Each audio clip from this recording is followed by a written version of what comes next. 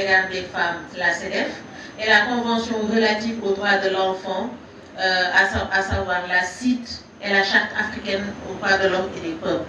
Donc cette Convention internationale des droits de l'enfant, adoptée le 20 novembre, pose les principes de protection et de promotion des droits des enfants. Et souvent, quand on parle de violence sexuelle, c'est les femmes et les enfants.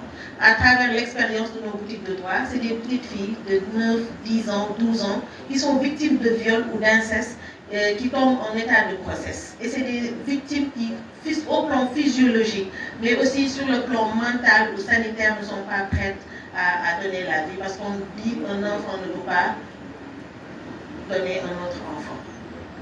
Donc ça aussi, ça pose problème pour le besoin de protection et d'harmonisation de notre cadre juridique interne aux mécanismes internationaux et régionaux de promotion et de protection des droits. Mais aussi toujours dans la Constitution, l'État proclame le rejet et l'élimination sous toutes ses formes de l'injustice, des inégalités et des discriminations. Et cela est réaffirmé à travers l'article 98 de la Constitution qui confère aux traités légalement signés et ratifiés une autorité supérieure à celle des lois. Donc les traités ou accords régulièrement ratifiés ou approuvés ont dès leur publication une autorité supérieure à celle des lois. Et tout à l'heure, Amissa l'a dit, on a la Constitution avec le préambule qui revient sur tous ces mécanismes. On a cette disposition à travers l'article 98, mais on a aussi en parallèle les articles 305, 305 bis qui viennent en contradiction avec ces mécanismes-là et ces dispositions. Donc d'où le besoin d'harmonisation. Ce qui montre aussi qu'il y a contradiction entre les engagements internationaux pris par notre État et la législation interne. Alors au regard de cette législation interne, au-delà de l'article 305 bis, il y a l'article 35 du Code de déontologie médicale, trop contraignant avec des conditions quasi impossibles à réunir dans certaines circonstances. C'est ce que je disais tout à l'heure, il y a des localités où il n'y a pas de médecin, encore moins de gynécologues, parce que la gynécologie aussi est une spécialisation. Il y a aussi l'article 15 de la loi sur la santé de la reproduction, et tous ces articles-là viennent en contradiction avec ces mécanismes. Donc ça urge de faire des réformes. Autre aspect, il y a l'article 195 du Code de la famille qui parle de l'enfant incestueux. On le réitère, le Sénégal a adopté ou a adhéré à la Convention internationale sur les droits de l'enfant, a adhéré à la Charte africaine sur les droits et le bien-être de l'enfant. Mais au Sénégal, au regard de certaines dispositions discriminatoires, l'enfant qui n'est pas né dans le cadre du mariage peut ne pas être reconnu par son père. Autre aspect, ça c'est l'article 196 qui le dit. Il y a un autre aspect aussi, l'enfant incestueux ne peut pas être reconnu par son père, même si ce dernier le voulait et le disait haut et fort, je suis son père, la loi ne lui permet pas de reconnaître cet enfant. Donc ça aussi, c'est des situations qui font que... Ah d'accord. Alors ça, c'est des situations qui nous poussent à dire qu'il faudrait revoir ces dispositions. C'est des enfants qui sont stigmatisés, qui seront pointés du doigt et pour ne protéger que leur dignité humaine, ces dispositions-là doivent être révisées. Alors pour l'article 35 du Code de déontologie médicale, on nous dit qu'il ne peut être procédé à un avortement thérapeutique que si cette intervention est le seul moyen susceptible de sauvegarder la vie de la mère. Que lorsque la sauvegarde de la vie de la mère gravement menacée exige une intervention chirurgicale ou l'emploi d'une thérapeutique susceptible d'interrompre la grossesse, le médecin traitant ou le chirurgien devra obligatoirement prendre l'avis de deux médecins consultants dont l'un est pris sur la liste des experts près du tribunal qui, après examen et discussion, attesteront par écrit que la vie de la mère ne peut être sauvée qu'au moyen d'une telle intervention ou thérapeutique.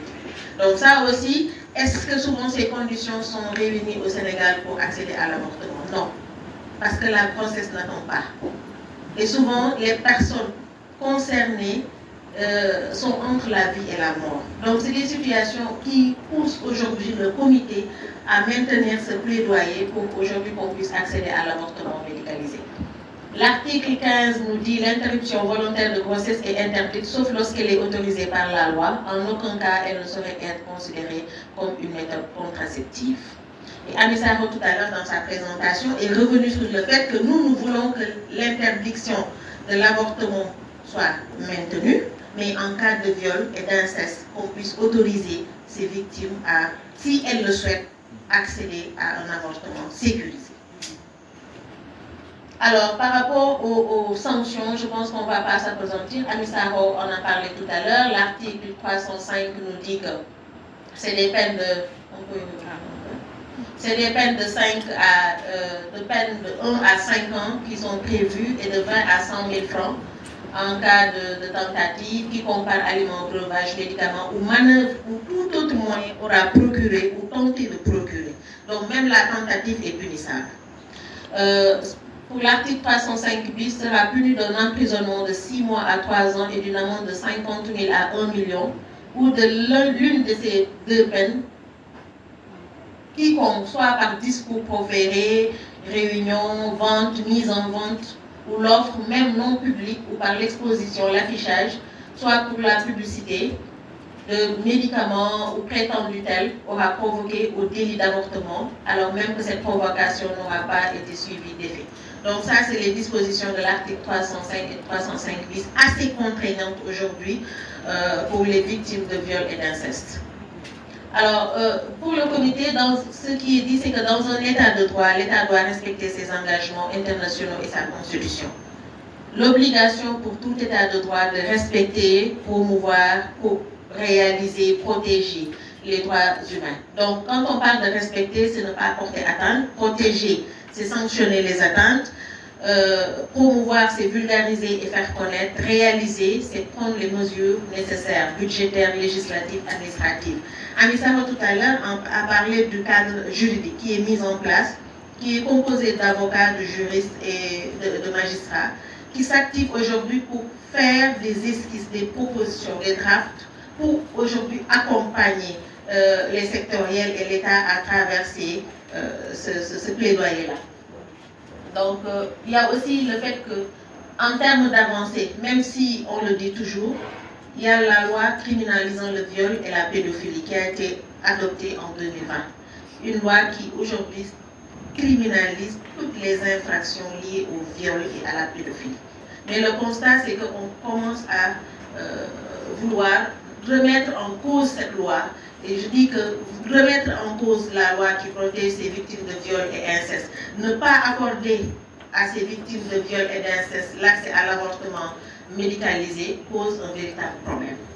Parce que les données partagées en termes d'avortement par Amissa et Aïssatou sont dramatiques.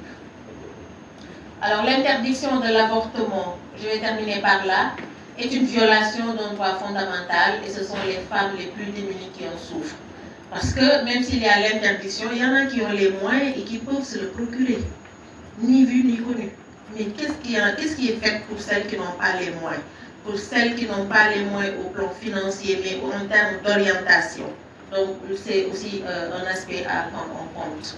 Traiter l'interdiction de l'avortement comme une violation des droits de la personne née au Sénégal, face à certaines responsabilités, il est tenu non seulement de ne pas enfreindre ces droits, mais également de veiller à leur protection et leur réalisation dans leur politique et sur leur territoire.